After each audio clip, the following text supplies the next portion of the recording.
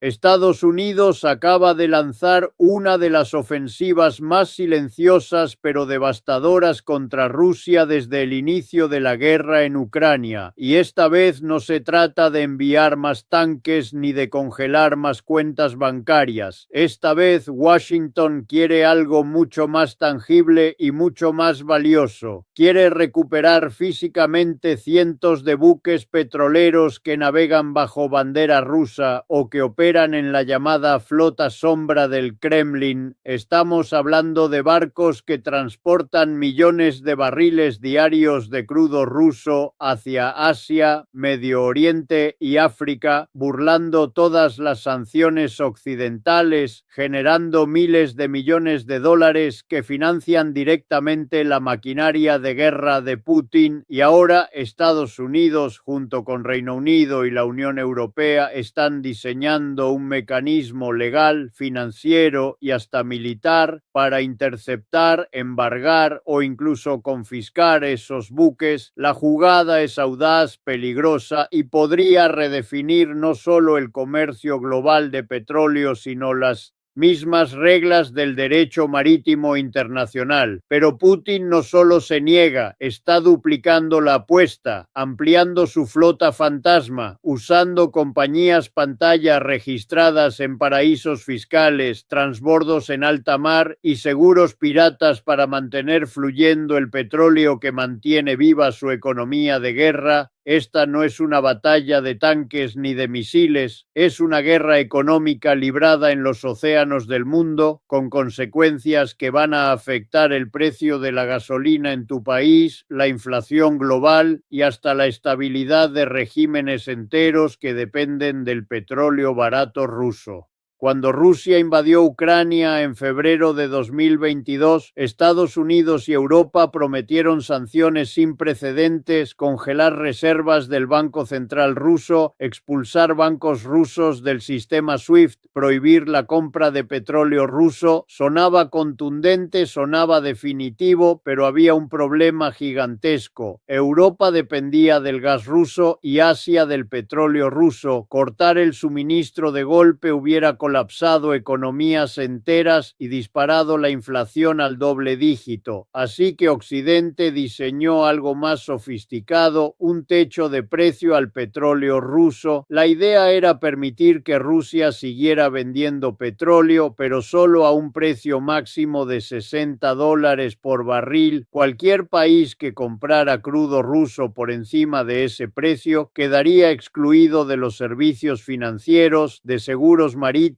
y de transporte occidentales, como casi toda la infraestructura de seguros y financiamiento marítimo está dominada por empresas británicas, estadounidenses y europeas. Esto, en teoría, debía forzar a Rusia a vender barato o no vender del todo. Durante los primeros meses funcionó. El precio del crudo ruso Urals cayó por debajo del Brent, Rusia perdió ingresos, el presupuesto ruso empezó a mostrar grietas, pero Putin activó un plan B que llevaba años desarrollando en secreto, una flota petrolera completamente paralela, cientos de buques viejos, muchos de ellos con más de 20 años de operación, comprados a precio de chatarra, registrados en países como Gabón, Camerún, Palau o Liberia, asegurados por compañías fantasma en Dubái, Hong Kong o Singapur, operados por tripulaciones que no aparecen en ningún registro oficial y, lo más importante, sin ningún vínculo legal visible con el Estado ruso ni con empresas sancionadas. A esto se le conoce como la flota sombra y, según estimaciones de analistas occidentales, incluye entre 600 y 800 buques, transportan aproximadamente 2 millones de barriles diarios de crudo ruso, es decir, más del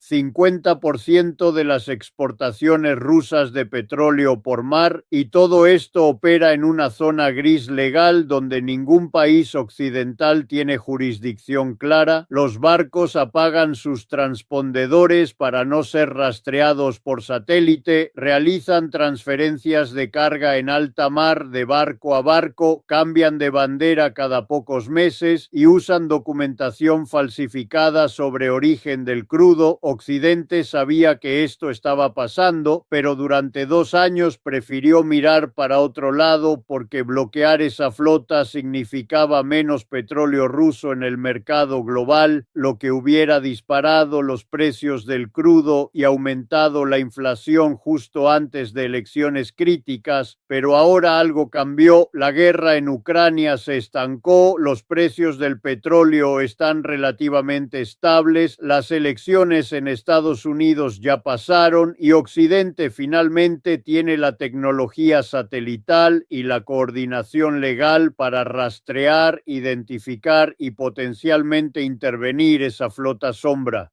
El Departamento del Tesoro de Estados Unidos publicó recientemente una lista de más de 100 buques específicos vinculados a la flota sombra rusa, con nombres de barcos, números de identificación marítima, empresas propietarias pantalla y puertos de operación habitual. También comenzó a sancionar aseguradoras en Dubái y Singapur que proporcionan cobertura a estos buques. Y lo más explosivo, está negociando con aliados de la OTAN un protocolo de intercepción marítima que permitiría abordar estos barcos en aguas internacionales bajo sospecha de violar sanciones o representar un riesgo ambiental. Ese último punto es clave porque muchos de estos barcos están en pésimas condiciones, sin mantenimiento adecuado, con cascos oxidados, motores obsoletos y representan un peligro real de derrame petrolero catastrófico. Usar el argumento ambiental le da a Occidente una cobertura legal más sólida y le permite justificar intervenciones que de otra forma serían vistas como piratería de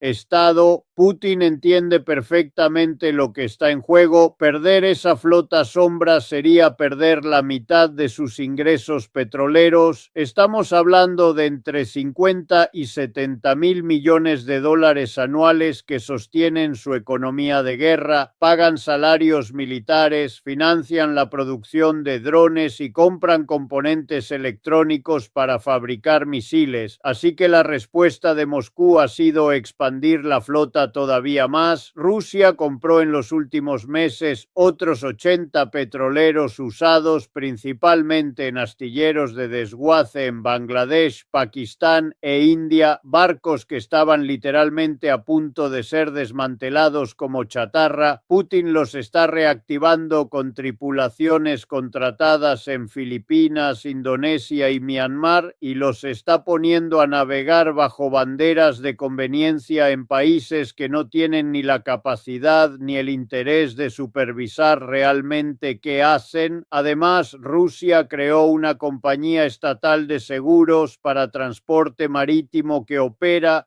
exclusivamente para la flota sombra, lo que significa que ya no necesita aseguradoras occidentales. El problema es que esos seguros no tienen respaldo financiero real en caso de un desastre ambiental mayor. Si uno de esos barcos se hunde o derrama millones de litros de crudo, no hay nadie que vaya a pagar la limpieza. Y eso es precisamente lo que Occidente está usando como argumento para justificar intervenciones más agresivas.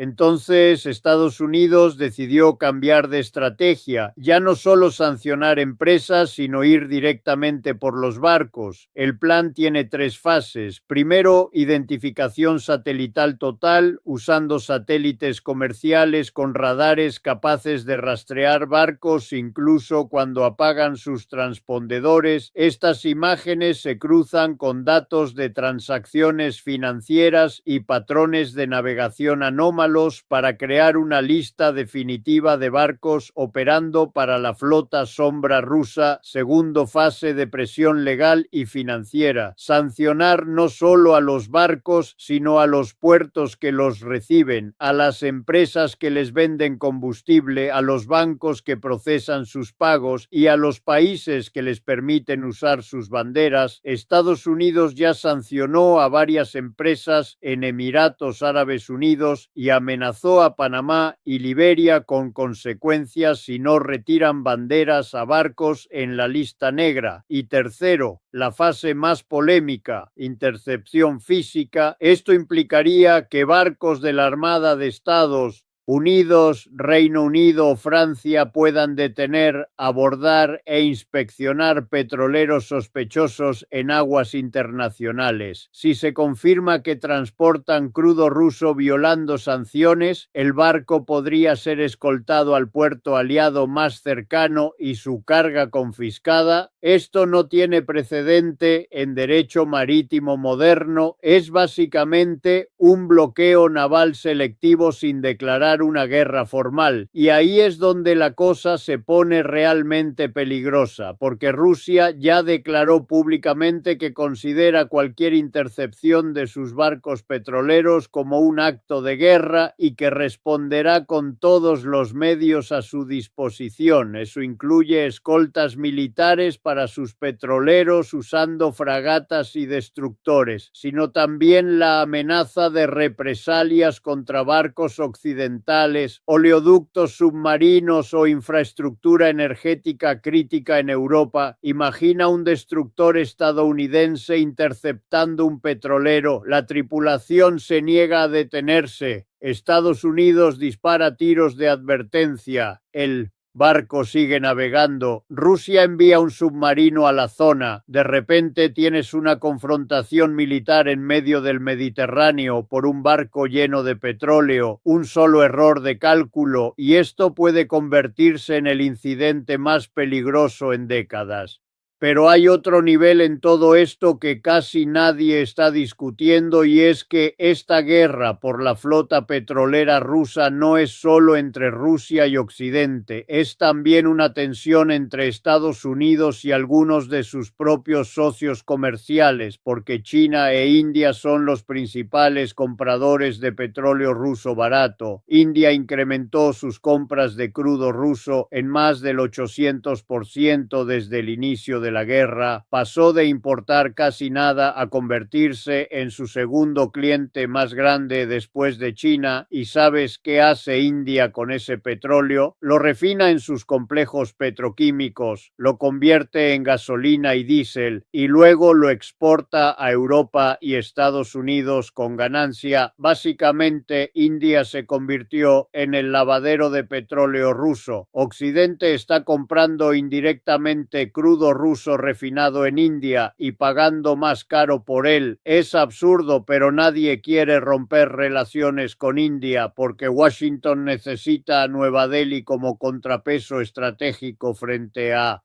China en el Indo-Pacífico. Entonces, Estados Unidos está en una posición imposible. Si bloquea la flota sombra rusa, de verdad empuja a India más cerca de Moscú y Beijing, pero si no hace nada, pierde toda credibilidad con sus sanciones y Putin sigue financiando su guerra indefinidamente. Lo mismo pasa con Turquía, que se ha convertido en un hub clave para el petróleo ruso que entra por el Mar Negro. Erdogan juega a dos bandas, es miembro de la OTAN, pero compra sistemas antimisiles rusos, compra petróleo ruso con descuento, pero vende productos turcos a Europa con sobreprecio, y sabe que Occidente no puede permitirse perderlo porque controla el Bósforo, el estrecho más estratégico de Europa. Entonces Washington tiene que negociar con Ankara con mucho cuidado, no puede simplemente exigir que deje de comprar petróleo ruso, tiene que ofrecerle algo a cambio, y lo que Erdogan quiere es luz verde para operaciones militares en Siria, apoyo financiero del FMI y que Estados Unidos deje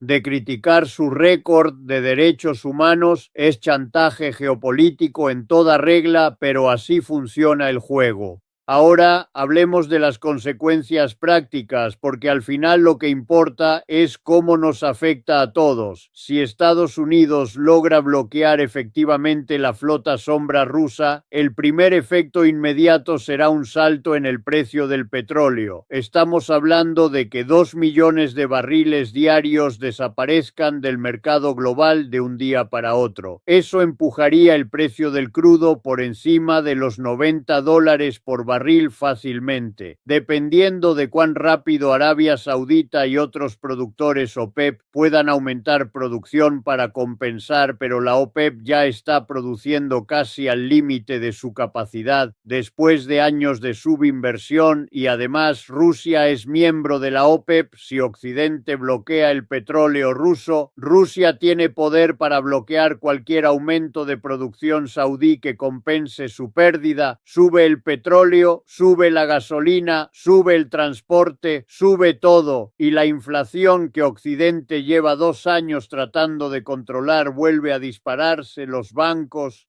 centrales tendrían que subir las tasas de interés otra vez, lo que desacelera el crecimiento económico, aumenta el desempleo y genera una recesión en cadena. Para América Latina esto es especialmente grave porque muchos países de la región son importadores netos de petróleo. México es un caso especial porque aunque es productor, Pemex está en crisis, la producción está cayendo, las refinerías no funcionan a capacidad y cada vez importamos más gasolina de Estados Unidos. Si sube el precio del crudo importado, el gobierno tiene 2 opciones: o subsidia la gasolina y destroza las finanzas públicas, o deja que suba el precio y enfrenta una explosión social en países como Chile, Colombia, Perú, que importan casi todo su petróleo. Un aumento del 20 o 30% en el precio sería devastador. Transporte público más caro, alimentos más caros, protestas en la calle, inestabilidad política. Por otro lado, si Estados Unidos no logra bloquear la flota sombra y Putin sigue vendiendo petróleo libremente, entonces Occidente pierde toda credibilidad con su sistema de sanciones. Cualquier país autoritario del mundo va a mirar a Rusia y decir: ellos pueden evadir cualquier sanción occidental, nosotros también podemos. China va a tomar nota, Irán va a tomar nota. El orden internacional basado en reglas que Estados Unidos construyó después de la Segunda Guerra Mundial se desmorona un poco más. Entonces estamos en un punto muerto estratégico. Occidente no puede dejar que Rusia siga burlando las sanciones indefinidamente, pero tampoco puede bloquear su petróleo sin causar un desastre económico global, y Putin lo sabe. Por eso está duplicando la apuesta con la flota sombra. Sabe que Occidente está atrapado en una contradicción imposible. Necesita castigar a Rusia, pero también necesita petróleo barato. No puede tener ambas cosas al mismo tiempo. Y mientras Occidente debate qué hacer, Putin sigue vendiendo, sigue ganando dinero, sigue comprando armas. La guerra económica se está convirtiendo en una guerra de desgaste donde el que aguanta más tiempo gana, y Rusia tiene una ventaja histórica en guerras de desgaste. Lo hicieron contra Napoleón, lo hicieron contra Hitler. Simplemente absorben el castigo, aprietan los dientes, sacrifican el nivel de vida de su población y esperan a que el otro lado se canse primero, y hasta ahora está funcionando. Europa ya está fatigada de la guerra. La población europea está cansada de pagar facturas de energía altísimas, de recibir refugiados ucranianos, de enviar armas que parecen no cambiar nada en el frente. En Estados Unidos el apoyo a Ucrania también está cayendo, especialmente entre votantes que cuestionan por qué están gastando miles de millones en una guerra al otro lado del mundo cuando hay problemas en casa. Putin cuenta con eso, cuenta con que Occidente eventualmente se va a cansar, va a negociar, va a levantar algunas sanciones y entonces Rusia habrá ganado estratégicamente. Pero hay un factor que podría cambiar toda la ecuación y que Occidente todavía no está explotando completamente, y es la tecnología, específicamente la inteligencia artificial aplicada al rastreo marítimo. Ya existen sistemas de IA que pueden analizar millones de datos satelitales, transacciones financieras, patrones de navegación y predecir con altísima precisión qué barcos pertenecen a la flota sombra rusa. Incluso cuando intentan ocultarse, pueden saber exactamente cuándo un barco va a hacer una transferencia en alta mar, en qué coordenadas, con qué otro barco y cuánto petróleo va a transferir. Con esa información, Occidente podría hacer algo mucho más efectivo que interceptar barcos militarmente. Podría simplemente hacerlo público en tiempo real. Imagina un sitio web donde cualquier persona pueda ver en vivo todos los barcos de la flota sombra rusa, su ubicación exacta, su carga, su destino, las empresas que los operan, los puertos que los reciben. Completa transparencia radical. Eso generaría una presión pública tan grande sobre India, China, Turquía, que muchos tendrían que dejar de comprar petróleo ruso solo para evitar el escándalo reputacional. Las empresas occidentales que indirectamente se benefician quedarían expuestas, los consumidores podrían boicotearlas, los inversionistas podrían retirar capital. Sería un tipo de sanción descentralizada donde no necesitas que un gobierno decida bloquear un barco, simplemente haces imposible que alguien haga negocios con ese barco sin que todo el mundo lo sepa. Y lo mejor es que esto no requiere ningún acto militar, ningún riesgo de escalada, solo información y transparencia absoluta. Hasta ahora Occidente no ha implementado esto completamente porque muchos gobiernos temen que empresas de sus propios países queden expuestas comprando petróleo ruso indirectamente, temen ofender a India o China, pero esa estrategia de transparencia radical es probablemente la única forma de realmente estrangular la flota sombra rusa sin causar un desastre económico inmediato. Y aquí es donde América Latina tiene que prestar atención, porque esta guerra silenciosa por el petróleo ruso tiene implicaciones directas para nuestra región. Varios países latinoamericanos están aumentando sus compras de crudo ruso precisamente porque está barato. Estamos hablando de Brasil, Uruguay, incluso Cuba. Si Occidente empieza a sancionar no solo a Rusia, sino a cualquier país que compre petróleo ruso por encima del techo de precio, algunos países latinoamericanos podrían quedar atrapados en el fuego cruzado. Además, si Estados Unidos endurece regulaciones marítimas para perseguir a la flota rusa, empresas navieras latinoamericanas van a ser afectadas colateralmente, van a enfrentar más inspecciones, más restricciones de seguro, más costos operativos, y todo eso se traslada al precio final del combustible que pagamos. Hay un tema geopolítico más profundo. América Latina históricamente ha tratado de mantenerse neutral en conflictos entre grandes potencias, pero esta guerra económica nos está forzando a elegir bandos. Si seguimos comprando petróleo ruso barato, Estados Unidos va a presionar. Si dejamos de comprarlo y los precios suben, la población se va a enojar con los gobiernos, y lo peor es que mientras esto pasa, nuestra propia capacidad de producción energética se sigue deteriorando. Venezuela tiene las mayores reservas de petróleo del planeta, pero está produciendo una fracción de lo que producía hace 20 años porque la infraestructura colapsó. México invirtió miles de millones en refinerías ineficientes en lugar de modernizar Pemex. Brasil depende cada vez más de importaciones de gas natural. Argentina tiene vaca muerta, pero no tiene la infraestructura para exportar. Somos una región riquísima en recursos energéticos, pero seguimos siendo vulnerables a los vaivenes del mercado global porque no hemos hecho la tarea en casa.